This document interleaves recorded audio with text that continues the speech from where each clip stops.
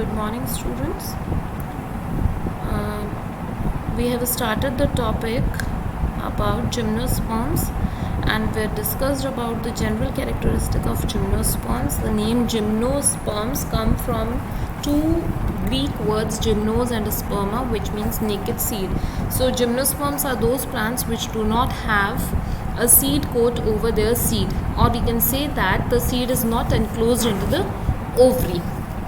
So these plants are called gymnosperms, and gymnosperms can be herbs, shrubs, or they can be large trees also. So then we discussed that gymnosperms may have fungal association in their roots in form of mycorrhiza.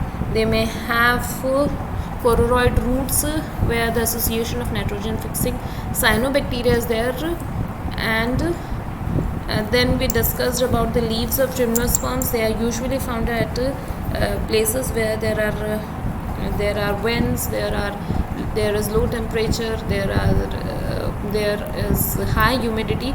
So their leaves are designed in such a way that they can withstand these conditions also. Okay, now let's see how is the life cycle of gymnosperms. The gymnosperms are heterosporous. They produce haploid microspore and megaspore. Hetero means different.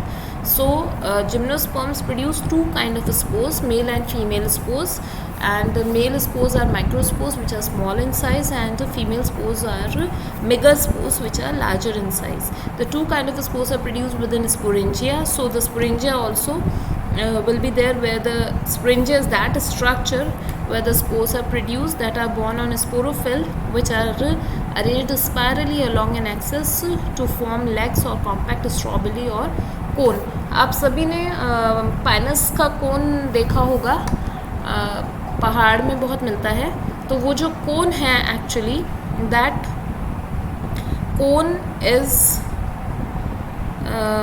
This thing sporophylls. इसके जो leaf जैसे दिखते हैं आपको, वो sporophylls हैं, और उसके वहाँ उसी के साथ अटैच्ड या उसी के ऊपर जो है आपका स्पोरेंजिया होता है, जिसमें स्पोर्स प्रोड्यूस होते हैं. जो स्ट्रॉबेली है यानी कोन है, cone bearing microsporophylls and microsporophylls and microsporangia are called microsporangiate और मेल स्ट्रॉबेली. दो तरह के कोन्स होते हैं जिनके ऊपर माइक्रोस्पोर्स होते हैं. माइक्रोस्पोरेंजिया होता है जहाँ माइक्रोस्पोर्स प्रोड्यूस होते हैं, उनको हम कहते हैं मेल कोन्स और मेल स्ट्रॉबेली. और जहाँ पर the microspores develop into a male gametophyte generation which is highly reduced and confined to only a limited number of cells. अब मेल गेमेटोफिटिक जनरेशन जो है वो बहुत छोटी होती है. अभी इसके लाइफ साइकिल जब मैं आपको दिखाऊंगी then you will come to know. This reduced gametophyte is called pollen grain. Gametophyte stage जो है, अब यहाँ से आप समझ पाएंगे कि जो मेन प्लांट बॉडी है वो स्पोरोफाइट है, और जो गेमेटोफाइट है वो बहुत छोटा होता है, और वो सिर्फ पोलन ग्रेन या फीमेल गेमेटोफाइट अगर है तो ओवम के फॉर्म में होता है. बाकी सारा जो प्लांट की लाइफ साइकिल है वो उसमें वो पूरा जो जितनी भी उसका पोर्शन है वो सारा स्पोरोफाइट होता है. अब I will show you the life cycle, I will explain it to you. ठीक है. The development of pollen grain takes place within the microsporangia. Microsporangia is that male reproductive structure जिसके अंदर pollen grains बनते हैं. The cones bearing a megasporophyll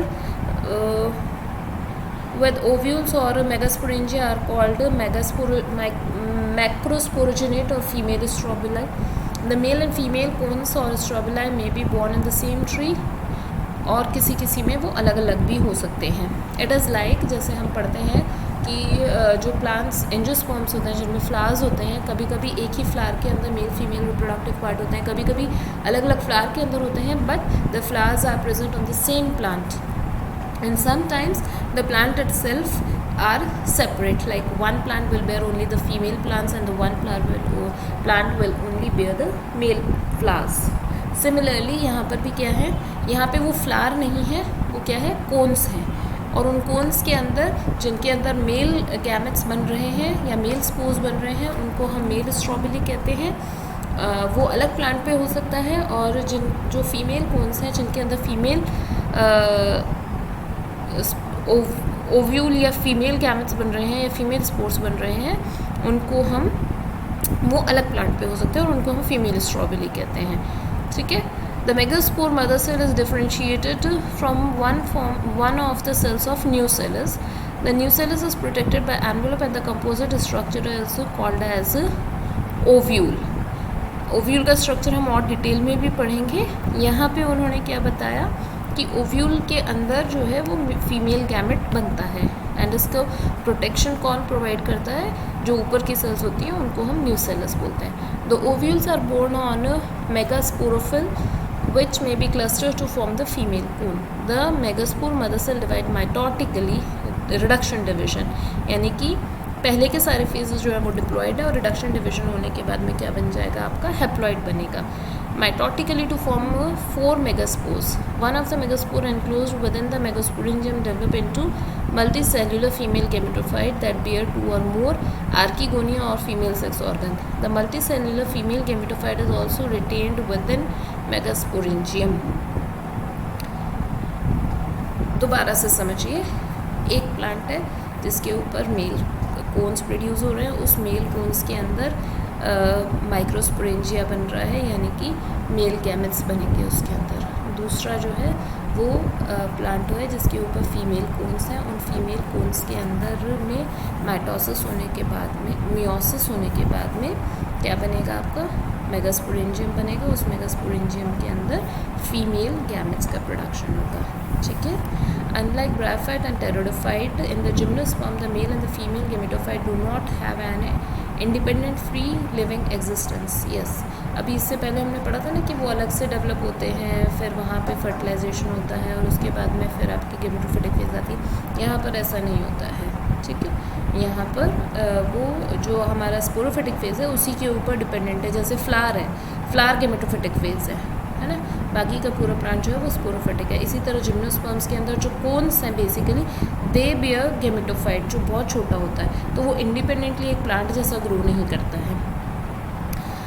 They remain within the sporangia retained on the sporophyte. The pollen grain is released from the microsporangium. They are carried in air current and come in contact with the opening of the ovule born on a megasporophyll. It is like pollination कि pollen grains release हुए और stigma के ऊपर आ गए. The pollen tube carrying the male gamete grows towards the archegonia into the ovule and discharge their content near the mouth of the archegonia. Similarly, बिल्कुल जैसा हमने pollination और fertilization 10th क्लास में पढ़ा था फ्लावर्स के केस में, बिल्कुल उसी तरह का प्रोसेस होता है. Following fertilisation zygote develop into an embryo and the ovules into seed.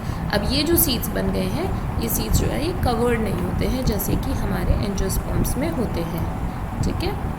So this was about the life cycle of gymnosperms.